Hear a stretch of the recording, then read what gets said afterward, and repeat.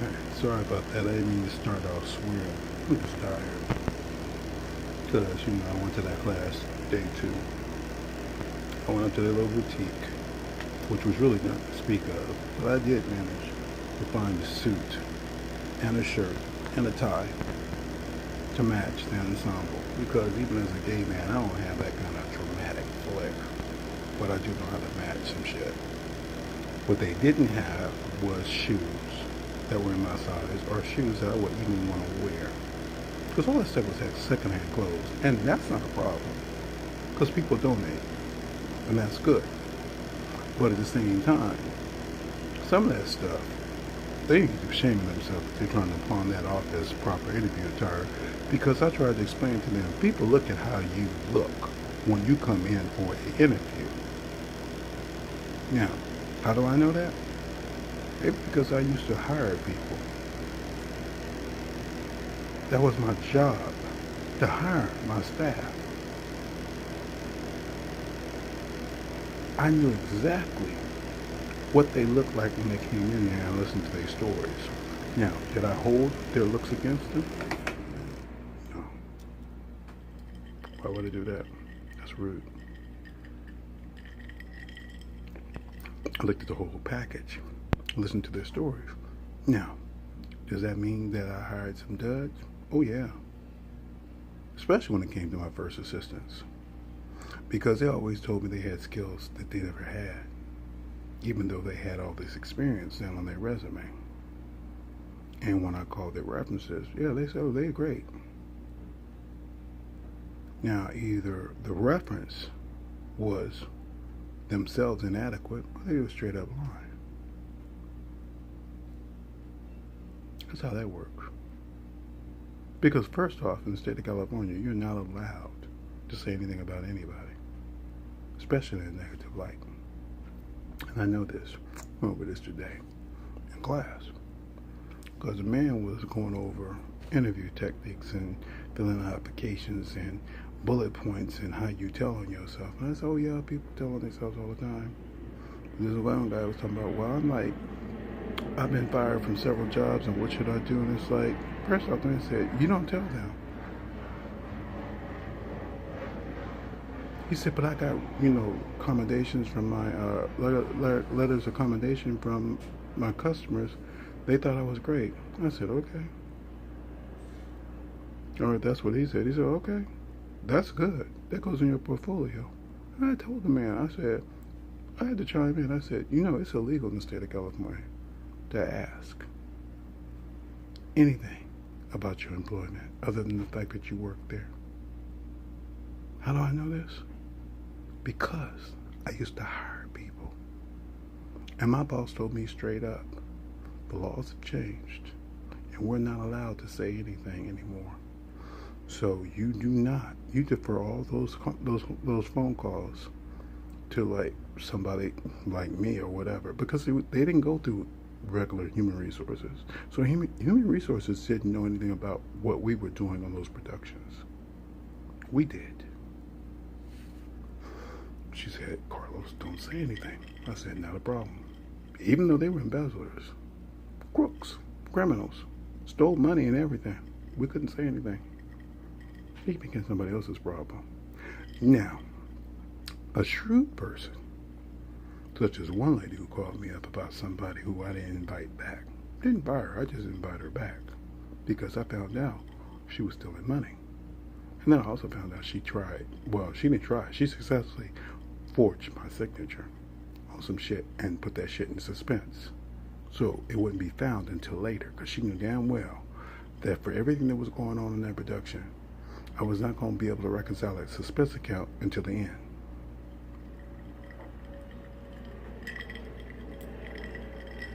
A girl called me up and she said, does so-and-so work for you? I said, yeah. She said, it's strange. She didn't put you down as a reference. So, that's not strange to me.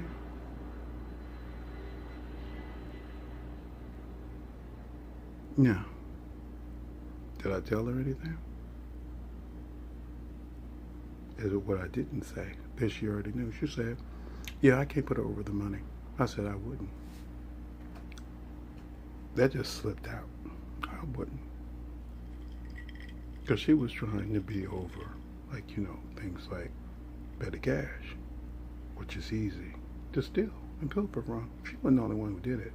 I knew somebody else on that production who did the same thing. They would dip to pay the rent. Now, to their credit, they put the money back. The other lady didn't do that. Now, I know she had a special needs kid. I met the kid. Cute kid. Did my heart bleed for her? Well, in fact, she had that child. But at the same time, that doesn't mean that you are now have a license to actually, steal. Because you were actually making a fair wage. And you were stealing. But you were stealing like the prior account that you worked for who hired you. Because he was stealing too. And they fired his ass. Because he was dipping doubly, triply, and everything else. Left and right. I didn't never steal from a production. I didn't have to. The wage they paid me was fair. And it was just my job to watch the money. I had a fiduciary responsibility that I signed off on. Now, see, certain studios will run a background check on you. I pointed that out too. I said, one of my employers, I found out later that they were running background checks on people. But they didn't tell me up front. And the guy said, yeah, that's actually within their right. And he said, now, they're not going to tell you. And then this other lady chimed in and she said, yeah, they even do that on the city level because, my husband works for the city of Glendale and they actually run background checks. Because the guy was going over the fact that they will hire certain felons. And it's not like all employers don't want to hire a felon. They just don't hire the violent ones. So they'll give a felon a second chance. That's not what they trip off of. And see, part of this program is they bring in people in to show you how to get your record expunged and things of that nature. Because the thing is, if you've already done the time and you've already acknowledged the crime and you have kept your nose clean for all this time, why should it be held against you?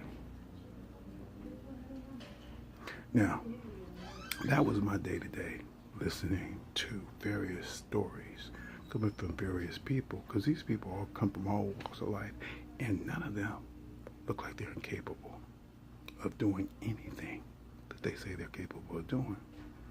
But right now, they are trying to find a job. And for all that Donald Trump says how well the economy is doing, these people are out of work. I'm out of work now. Is it my fault? Yes and no. Because basically I've been out of the loop to the point, and I've said all this shit, and there are a lot of people that I worked with in the industry who were all my friends with saying on here now. And they think I'm a straight up cray. I wasn't crazy when I first started this shit. And they thought I was threatening them. I wasn't threatening them. I was telling them what was coming down the pipeline, because the thing is, if they say they know me as well as they claim to have known me, they know I don't do anything half-ass. I said I'm always the weakest link, but at the same time, I'm not a weak link. And that's why my father called me out of a deep slumber to start teaching you. Now, part of the reason why I got pissed, because I came in there and I was exhausted. I had to take a nap. And I took a nap. And then I said, okay, I have to eat something, because I have to fill out this master application.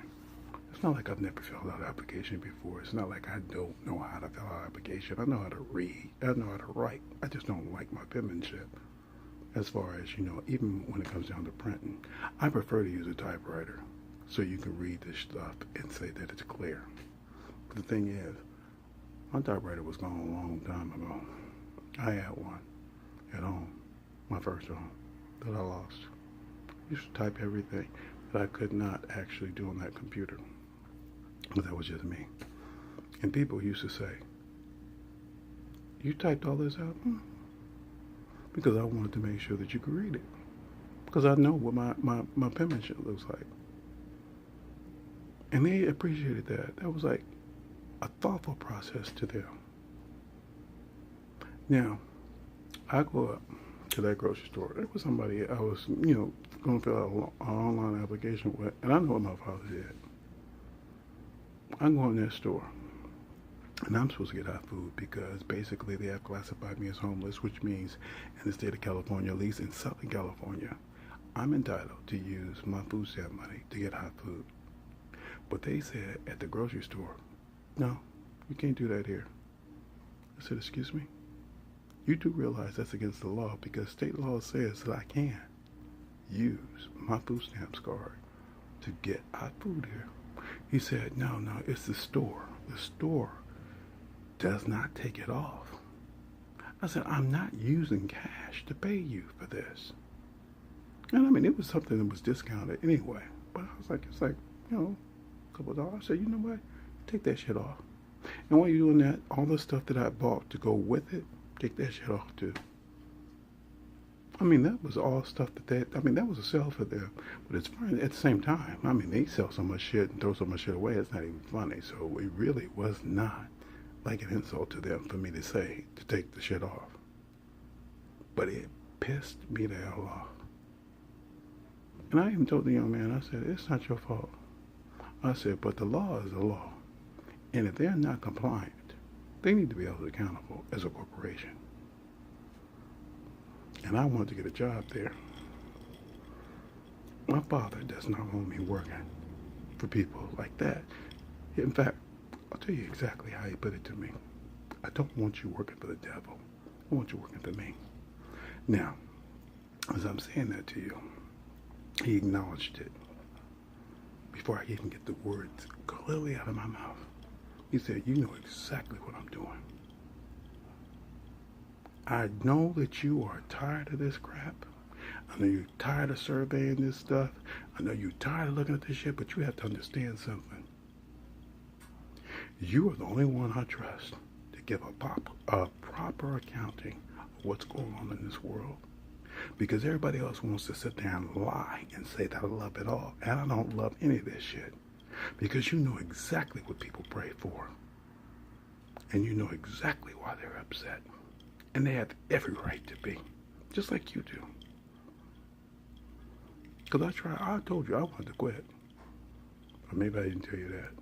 I actually recorded something that was really fucked up. I mean, at first he wouldn't let it upload. It was like weird shit.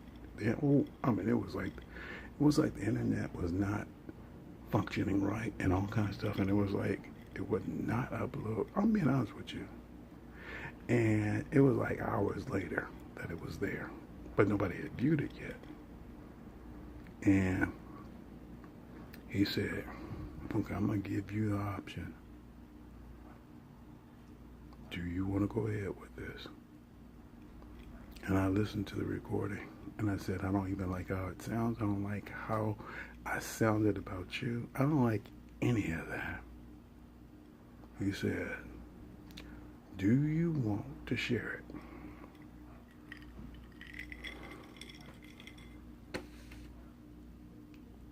I couldn't do it. I couldn't hit that share. I couldn't hit that share button. Because first off, I love my Father.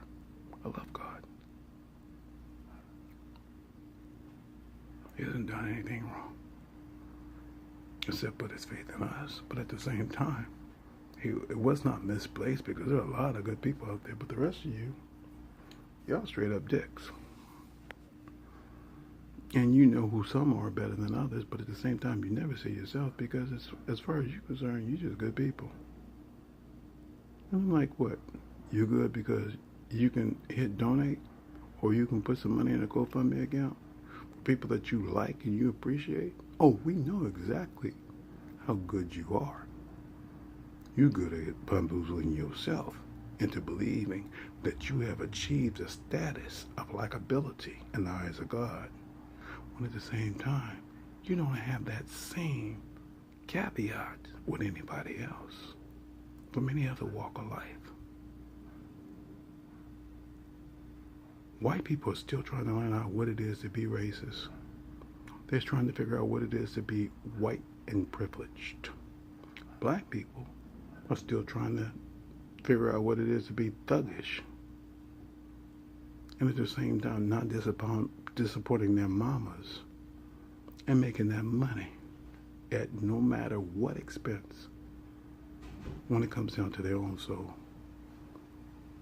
Hispanics, well, they've been branded so many things it's not even funny. And they're just looking at how to fit in and not be abused. Because they don't mind working hard. They don't mind cutting your lawns. Shit. The last place I stayed was a Russian man who did gardening. Just like any kind of Hispanic man. That's what he did. And the thing is, if it rained, he didn't work. And he worked out in the Palisades. Same place where people lost their homes. So he lost clients. That's just the way it was.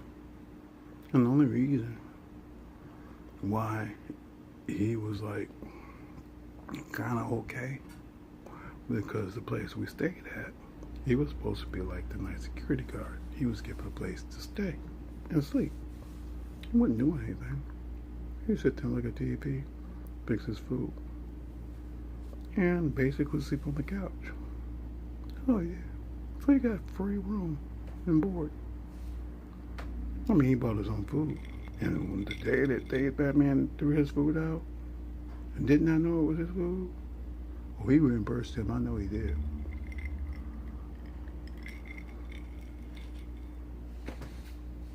He didn't reimburse me, but he reimbursed him. And he also reimbursed somebody else that had a fit, because they had every right to have had a fit. Because the thing is, he didn't handle it right. He's always talking about karma as a bitch. And then he said, well, I'm just going to turn this into a single family rental. As if that's going to make it better. As if a single family cannot come in there and fuck your place up. More so than all these people you got here as so-called tenants. But he did it anyway. Now, he was overcharging. Did he overcharge more than other people? I don't know. But I know as far as what I had been paying at this spot for a little bit of privacy, he overcharged me. Because I was in a room with 4 people. I never knew who was going to be in there. And I was still paying at least $40 more per week.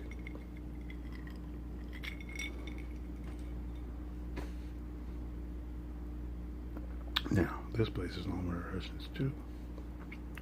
Do I know him? I met one of them. He was nice enough. He was said he was going to bring a mini fridge in here. That fridge ain't showed up yet. It's still out there in the refrigerator. No big deal. But then at the same time, the lady told me, well, they've lost their tenancy rights here. I said, what are you talking about? He said, well, everybody's going to be out by the 1st. Are they still renting rooms out here? Mm-hmm. And somebody who was here, it was like 3 of them. They were Russian. They left, but came back today, carrying so much shit. I'm like, how much luggage do you have? And at the same time, why did you come back? And it wasn't just 3 now. Now it's 4. Did you go off and pick up a bride or something? A young man? Because it was a man and 2 women. And now it's 3 women and a man. Now we got to fight for that bathroom that much more. Because women get in that bathroom and don't know how to get out. I told a girlfriend I need to use the bathroom, and she told me, because, the door was closed. I'm sitting there listening, trying to see if, one is going to be available. I walked in there. She said, oh, yeah, she getting ready to clean it. I said, oh, I need to, no, I need to too. She walked in there. Sister girl had a problem with me, the one who wanted me to call the police. Oh, what she said. So, I came and finishing up, brushing my teeth because there's a sink in here. And I brushed my teeth and stuff. And I said, "Wow, this is some fucked up shit." He said, "Now you know exactly how I feel." Now, vengeance is mine, saith the Lord. And you seem to think that my Father does not take the merits off people, because you sit there and say, you can fuck with anybody you want to and say whatever the hell you want. And that's what that girl said to me. She does not actually accept the law of the land, much less the law of God. She's a straight up great bitch. She is a troublemaker. And at the same time, one time I looked at her, I'll tell you the truth, I saw Sandra Bland on her. And we know what happened to Sandra Bland. I told you. You don't want to play games with spirit. They'll mark you. I told you. I have dreamt more things than I even want to say. People were getting ready to die. And in fact, they dying. You die in all kind of ways. You're dying in hit and runs. You're dying in earthquakes. You're dying in fires. You're dying in mass shootings. You're dying in singular shootings. You're dying in home invasion robberies. It doesn't really matter how you die. You're just dying. Because my father said, first and foremost, you do not get to choose how you die. You actually have made that choice. And you do it under the guise that you are saved and that you will be categorized a hero. Now, the only person who categorizes you as a hero is the people who actually loved you and now miss that fact that you're not here and that income that you used to provide. And they have to sue to get money. But you can't sue the dead. So that Virginia shooter, who they gonna sue? Because that man is dead. You can't even bring him up on criminal charges. So are you gonna sue the municipality of Virginia City for the fact that they didn't provide adequate security? And at the same time, as they were talking about this whole ordeal on The View, the women brought up how people had to get used to taking their shoes off and their belts off and everything else at the airport after 9/11.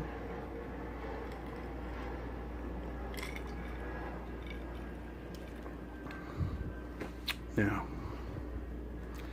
you are bleeding money left and right for all these people who basically you call yourself being good people too with their GoFundMe accounts. Girlfriend told you, the one who got lost over there in Hawaii, that she made a boneheaded decision to go hiking without her cell phone in the water. And that the helicopters flew over. She was on Facebook crying all tearfully. That was nice, I guess. I don't know. I actually didn't care one way or another what happened to her. They found her alive. That's good. She said, I'm going to appreciate every day. Yeah. But you don't be put out there looking for you. And the thing is, the Hawaii authorities gave up after 3 days. Welcome to the law state. You know who didn't give up on her? Her family. Don't be stupid again, girl. Oh, but she's got many more mistakes to make. You do realize that, don't you? It's because she sits there and says one terrible regret. Don't mean that she learned anything. And you gonna sit there and say, how you know that? I don't know her personally, but I do know people. And people are constantly fucking up. They fuck up all the time. Every time I go to that damn county, while I'm going in and coming out, they ask me, do I want a free cell phone? And they already gave me one. They don't even know who the fuck they gave the phones to. Now, the only time that they found out if they gave you one is when they run your shit again. Because you can't get more than one. Other people have tried. And they did it for a reason. They were selling. Get that money. All you have to do is give it to somebody. That's a good number. It works. It's good for a year. Just told me this is good for a year. You know how the shit works. Based upon the work, I ask questions. I said, now, how long does this shit last? A year? What do I have to do? How much it's gonna cost me? Nothing. And the last thing that I should say the last thing, but it was one of the last things Obama did. I said, I'm surprised this shit is in place because Trump would never sign off on this shit. So yeah, he don't know about it yet, but it's still being funded. No, it's not. So I got my phone because they said the letter she gave me said it was going to be discontinued at some point. That was supposed to be coming out. I think I got in under the wire. But they're still out there. So, people still getting in under the wire.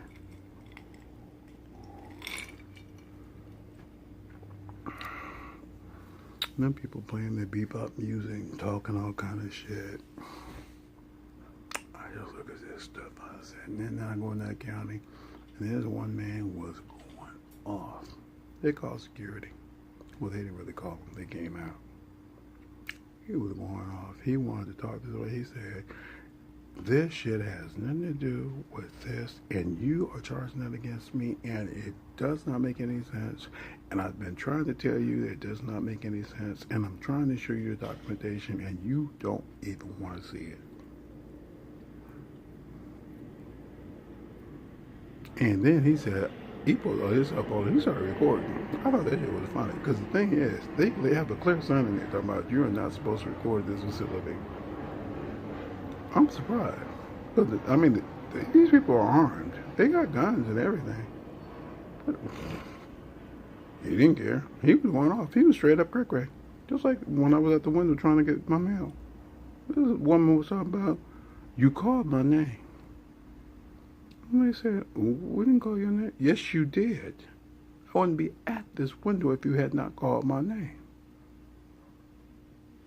Don't make me act black up in here. Now, that's two different things happening there. First off, those people are not listening to the fact that she is requesting a service that they called her for, that they don't feel like they need to serve in that moment. And at the same time, she's sitting there thinking that acting black, acting a straight up cray bitch is going to get her better results. No, what it's going to get you is tased and arrested. Because this is a county facility, and these people are sheriffs, and they're ready to arrest you if they have to. So what you think you're going to do? You cannot reach across that window and touch some people.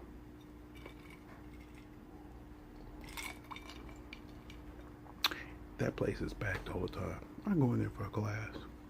So I'm going in there for this week. I'm going there for a class. And as I'm in there, I'm listening to people talk. And people were mad. And yeah, some of them are straight up criminals. Felons. And people trying to scam the system. But at the same time, there's other people in there that are just in need. And they have to intermingle with the two. And just try and get some shit done. And they try and keep their nose clean. They're like, I ain't in this. Shit jumps off. Well, they be on the, Channel 7 News or whatever at 4 o'clock. 4, 5, 6. They don't care. They'll be on there. They'll tell you what they saw. And they'll get it wrong. Because the thing is, they're going, I didn't say this. So they're going to make some shit up for their moment of glory.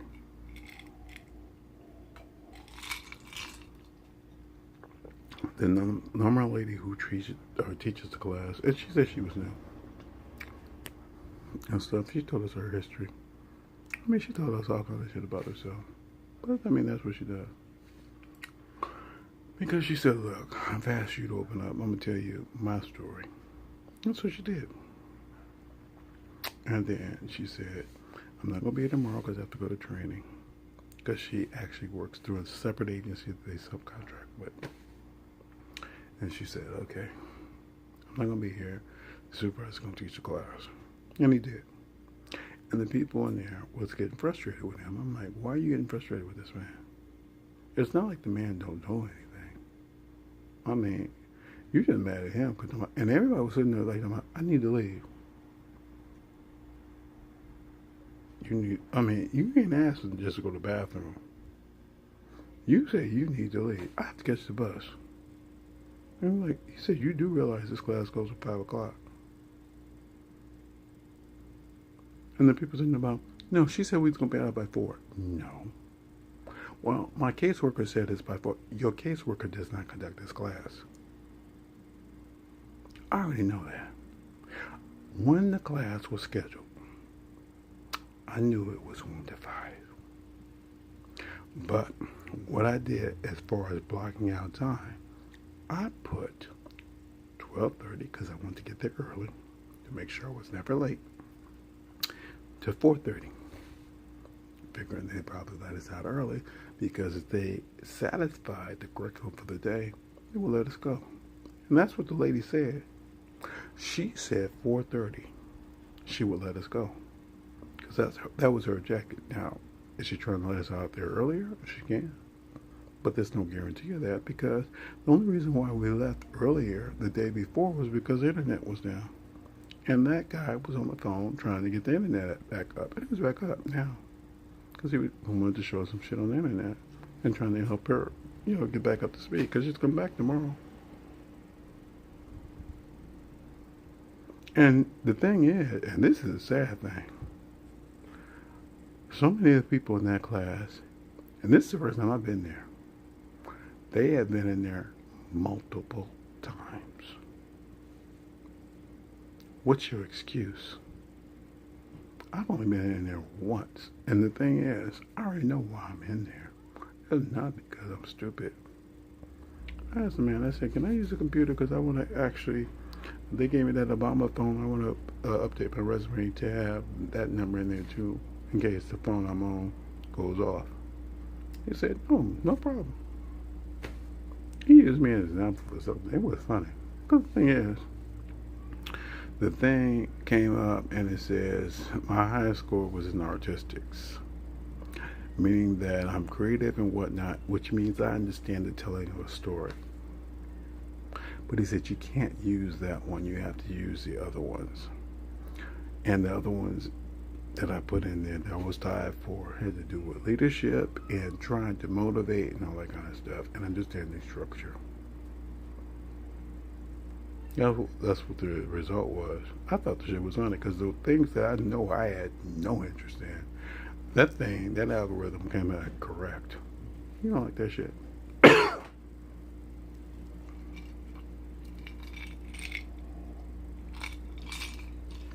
Now, you can talk all the shit you want about me. But one thing I'm not and never will be is stupid.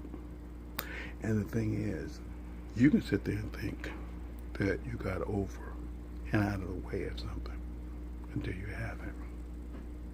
Because the thing is, I have dreamt about people and their connections. At the same time, whatever their connection was, definitely didn't serve them. And I'm just supposed to stand idly by and say, oh, that's interesting. Oh, no, people. What I'm not going to do is get caught up in your nonsense. Now, they asked me, what did I want to do? And according to one of the things I said on there that I found interesting, it was on the list that he came up with. He said, is there anything on this list that you want to do? I said, none at the top, because you got some shit at the top that I said straight up I didn't have any interest in it. But if you scroll down to the bottom, there's something I did, and it had to do with film editing. And he scrolled down, and he said, well, your outlook is good on there. You know what film editing is to me? It's part of the storytelling. Because, see, they get all the raw material that somebody else basically has input. See, because the writers do one level, the actors do another level, the filmmakers or the DP does another level and all that kind of stuff.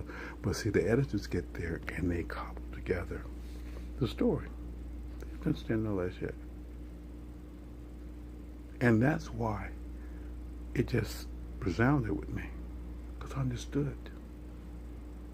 I said, when I look at it, I look at TV, and you've heard me talk enough about TV, not just TV, but movies or anything of that nature. I tell you always about the story and what's being conveyed. Now, I have also had issues when I look at it by continuity. I usually know where they spent the money in terms of the storytelling process, because I told you I'm an accountant. So they only have so much money, and sometimes once you spend all your money on that money shot, then you sit there and say, well, why is it so boring this week? They spent a shitload of money last week. What's wrong with you? Are you not paying attention?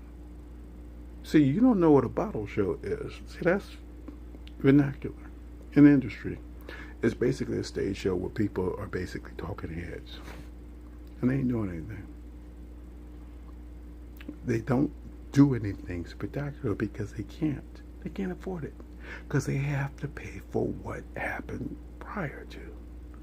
Now, and they have to save up money for that finale that actually is going to get you excited to want to continue watching the series. And that's why you get mad sometimes, because you sit there and say, you canceled this shit. You did that with The Gifted. Gifted was a good show. I liked The Gifted. But they canceled it. I mean, it's part of the Marvel Universe. But you'll never know anything else about what happened. Our new girlfriend was not dead. The one that they call Blink. She wasn't dead. She came back. I have to show you something. And took the surviving people through this portal. And you'll never know what she said, because Fox canceled it. See, that's what happens when you work in episodic television, because you don't know how far they're going to take you before they pull a plug.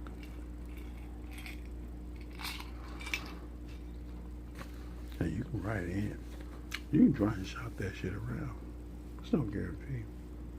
Midnight in Texas. They only did like a couple of seasons of that. At first, I didn't want to look at that shit, but this shit was interesting. I mean, they had demons and angels and witches, and they had all kind of shit. This shit was interesting. Look at that. And demons. They were always doing something. But they were on another network until they came to NBC. NBC gave them a whole season, and then they canceled it. And the way it ended, Grandma showed up and told Manny that it's something bad coming. And it was the same guy that he had fought when he called himself going to that painting trying to rescue that woman. But we'll never know what happened. I guess it's in the books. So read the book. Now you gotta read a fucking book. Oh, snap, did I say something that you really don't want to do? You have to read a book and use your own imagination to try and figure out how that shit is. Stupidity.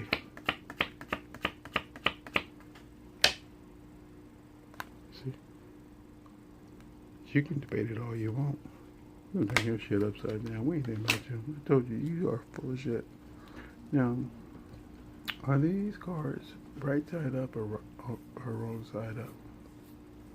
That's a good question. I don't know. I'm trying to get my shit together. My father said he was going to stop me. All right, though, because I challenged him. Not really. I just said, I need a job. And it's like, you see there's something growing all this gray and shit. And you said, well, you know, clean it up. No, and when I clean it up, my barber does that.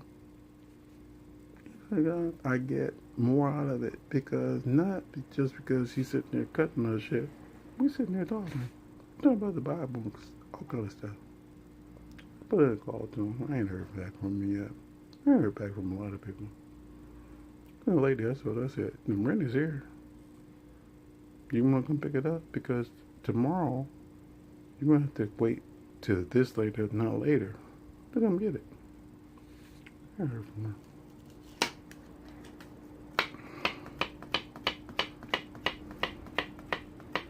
I'm ready to sleep in my truck. Because see, they gave me a transportation allowance and they gave it to me in cash, which means that makes up the difference of what this man says he wants. It's very little, but it's enough. My father keeps telling me, he said, nigga, you ain't going nowhere until you leave this place to find another place. I said, I ain't got no money. He said, you still questioning me? It's not like I'm questioning you. I am just always on guard. He said, yeah, that's you. Because even when it comes down to me, you have to accept the intel that you're getting. And I do get that. I ain't mad at you. Everybody else believes that they saved. He said, no, because the thing is, you showed me enough about how much we're not saved that I'm not going to sit there and say that I'm excused. But they can do whatever the hell they want. Wait a minute. Is that what that is? No. It is what it is. I'm tired. Okay, I have to heat up some food and eat it. This man is going to want his documentation, and if I don't do it tonight, then I have to do it first thing in the morning before I go to this class. It's got to be completed. And I could have actually been doing it in that class like most people were doing. I just didn't do it. I have a problem here. It's something I keep seeing. Maybe it's not there. I don't know. Now, I'm going to leave you what my father wanted. It was John 10. I have to get my little Bible out. Actually, I got it out. I did close it. I should have left it open. He wanted John 10 for you. Okay, let's see. He was very adamant about John 10. I was at the county sitting on the floor, charging my phone.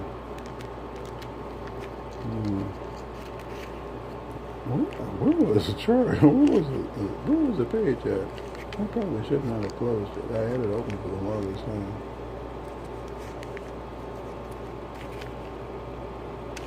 Where's my index? That's what I need to look for. So what's funny is not John. John is over here. Here it is. Duh. He wanted John 10. Now, I'm only going to read a portion of this. I told you I'll post the rest of it because I actually did originally copy and paste it. And you have to understand something. I'm only going to give you a portion because I get tired of reading all this stuff to you because you are not supposed to be kids. You're supposed to be learning. Truly I, and this is from, like I said, the Gideon Bible. Truly I assure you, he who does not enter the sheepfold through the door, but climbs up from elsewhere, is a thief and a robber. Now, that's already, to me, self-explanatory. That means that all these other modalities that sit there and say they incorporate Christ, but at the same time do nothing as a true Christian, much less Christ's teachings, but sit there and say they piggyback on it. That's all you did. You're not entering through the door. You're just a thief and a robber. And my father even talked about that. But he who enters through the door is a shepherd of the sheep. Now, the sheep, of course, are the people. And basically, what do you do with sheep? You share them. Or you sacrifice them. I mean, you do all kinds of things with sheep. To him, the doorkeeper opens and the sheep listens to his voice. He calls his own sheep by name and leads them out. That's the good shepherd. When he had let them out, all that belonged to him, he walks ahead of them, and the sheep follow him, for they know his voice. Now, we ain't talking about dogs sitting there, basically getting the sheep to follow. We're talking about the fact that they already know who they're following. They know who their master is. And they know that this person is taking care of them and leading them to a higher ground. Animals do that all the time. That's why dogs are so trusting. Cats are trusting too, up to a degree. They say, you're going to feed me. Until you don't.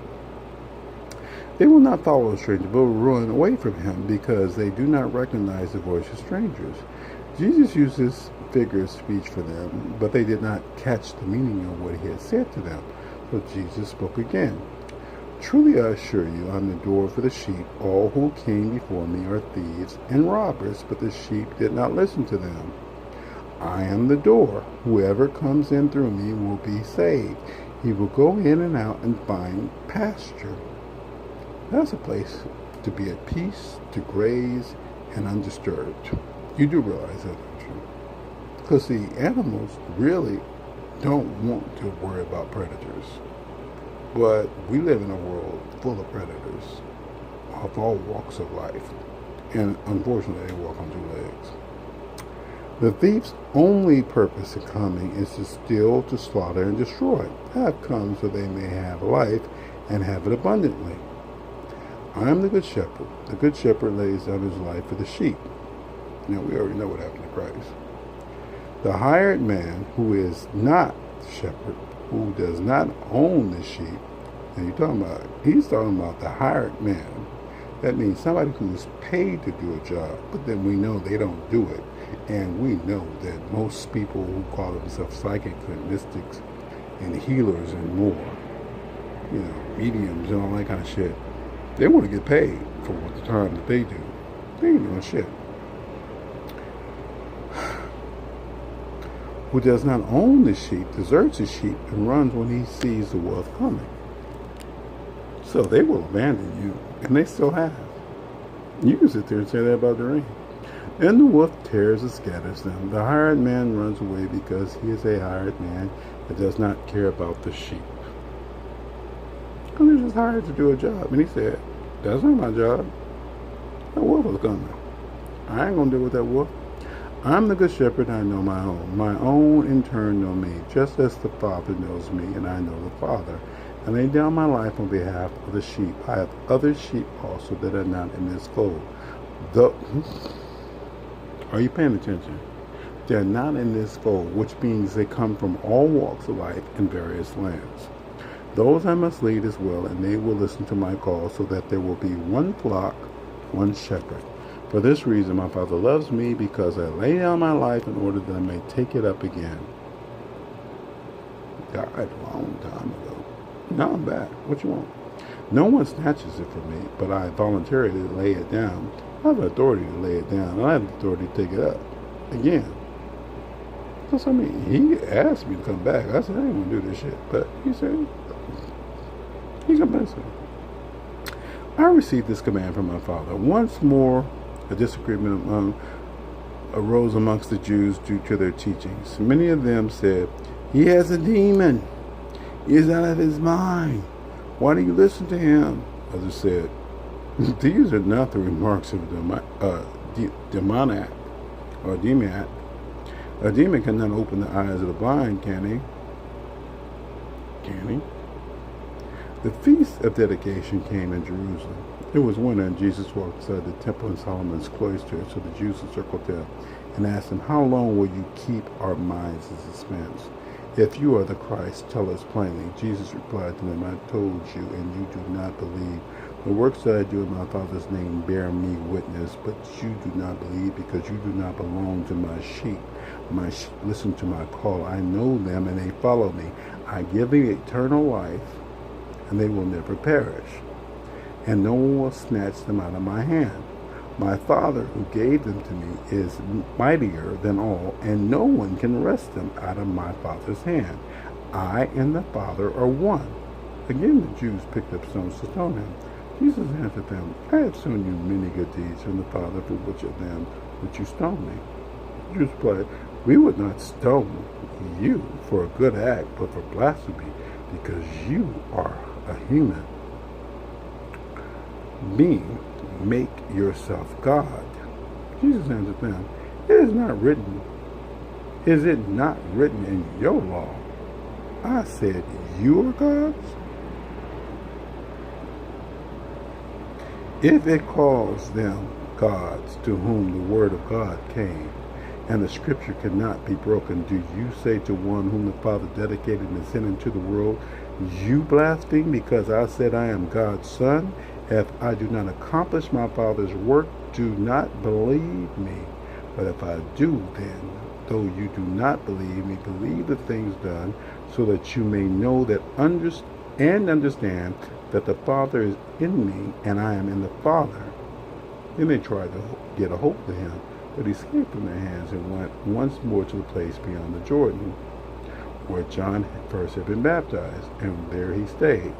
Many came to him and said, while John did not sign, yet everything John said about this man was true. And many there believed in him. I guess I end up reading the whole scripture.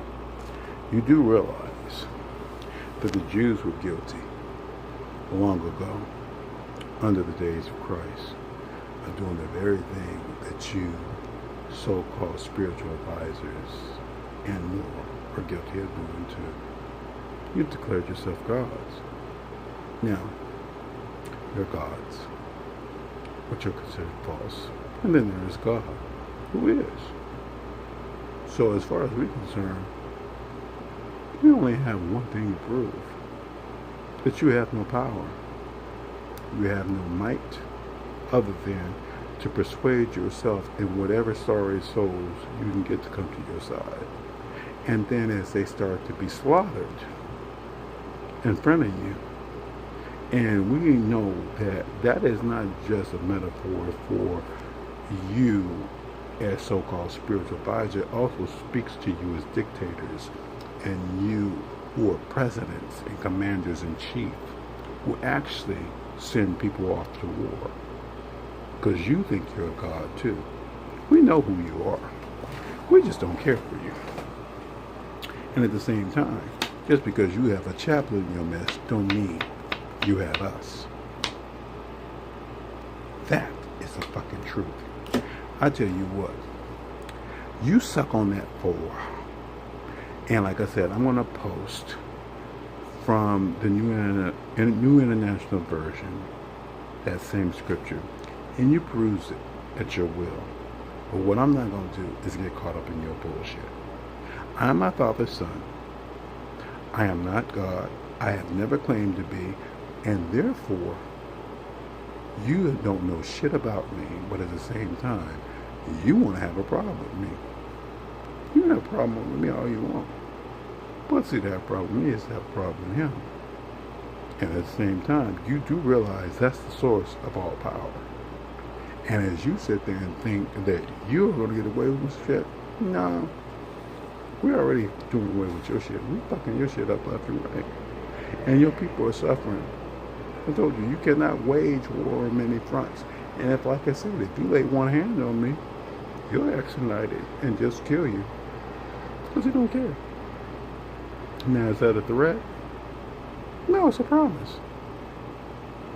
It's a promise he made to me. Because, see, the last time, the way you sent me back in, it hurt his heart. And one thing I know about him, he don't forget. And he did say that was his heart. I said, but I do fucked up shit all the time. He said, did you fuck up and loving me? I said, no. You're God. Why would I fuck up loving you? He said, did you fuck up trying to teach these people? I said, well, I thought I did, but now I know they just chose to go down that path. Okay.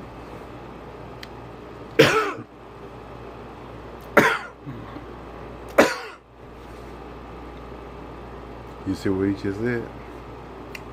I want to say, thank you for your service. He's in there and cough up that truth. Thank you for your service. Now, you have a good evening. Capiche?